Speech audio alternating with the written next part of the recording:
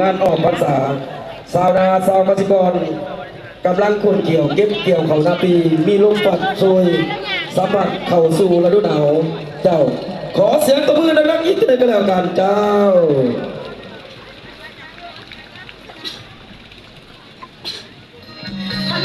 เดี๋ยวชีวิตเพลงเร็วเสียงแซวแซวอันเป็นมวลชวนกันมาเที่ยวลิน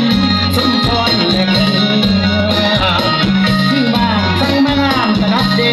พี่ลงเส้นมาใส่อยากให้เป็นลูกสะใภ้เมื่อไว้ให้งานแย่เฮียเฮียเฮียเฮียเฮียเฮียเฮียเฮียสาวนางสายักยักษ์อันสวนมนมาสอนอันสวนมีอยากยับสวนอันมาทีมาสอนมาขนมสาวนางอยากที่เอามือสานผู้เลี้ยงเลี้ยงผู้ยาเมื่อสร้างสายอยู่บางอ้างนี่คือสิเก้านี่ก็เลย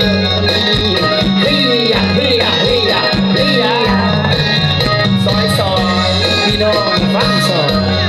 น้องแก่น้อยไม่มีขาดหมายมอนใครได้มาแล้วก็จะสอนยังสิมัวมันมัวอันนี้ก็ว่าซอยจักน้อยสิซอยอีกโอ้บอนขาดหันจะมีงานใดเทียบเท่า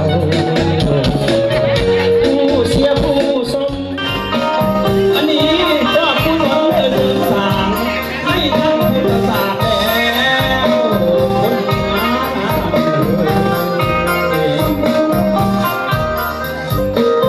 พี่น้องบ่สอบพัดแผ่นขอโดดคือรางแม่นลำวันเอ้ย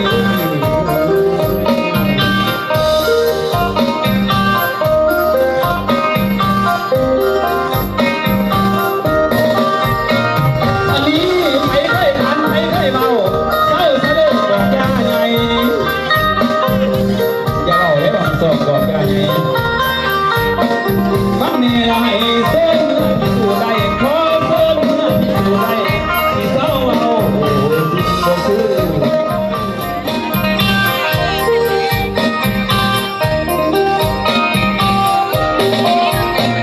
คนสวยมาเอาแนวนั้นมันไปมาเอาแนวนั้นมันหวานท่านผู้ใดนั้นดีครับอยากขอใจที่เดียว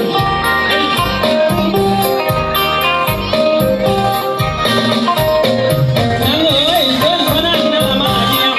กอดหน้าตั้งตรงจักรวาลหวานน่าโดน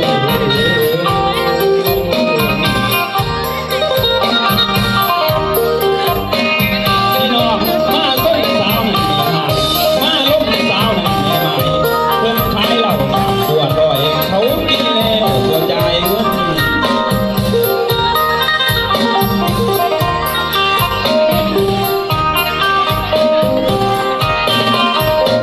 เสือเด้อเสือน้องนั่นน่ะยามเยี่ยมสองหน้าคำบุญจักรวาล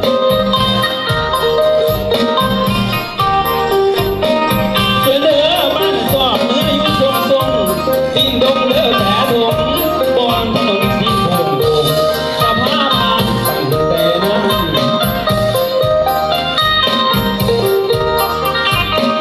อันนี้อันสองสอบบ้านเป็นนันหูบ้านเที่ยงตัวดาบสองร้องนำทำกันอย่างไรว่าไปเฮาตะวงตาไปห้องห้องยองตองภูมิภาษาเนื้อพี่น้องย่อยอว่าแม่นเฮ้ยเฮ้ยเฮ้ยเฮ้ย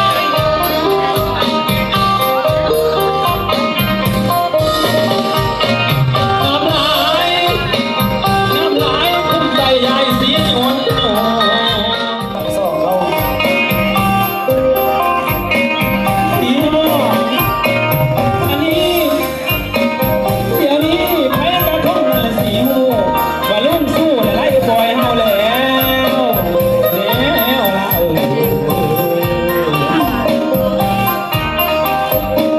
พี่น้องไผกระทงนั่นละสีหูว่าลุ่มสู้และไล่บอยเอาเจ้าเป็นดีเจ้าเป็นดี ถึงเนื้อฟ้าอยู่สวรรค์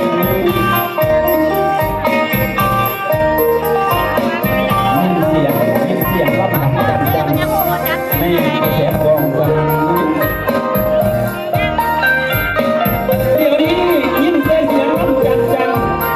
ประสบความ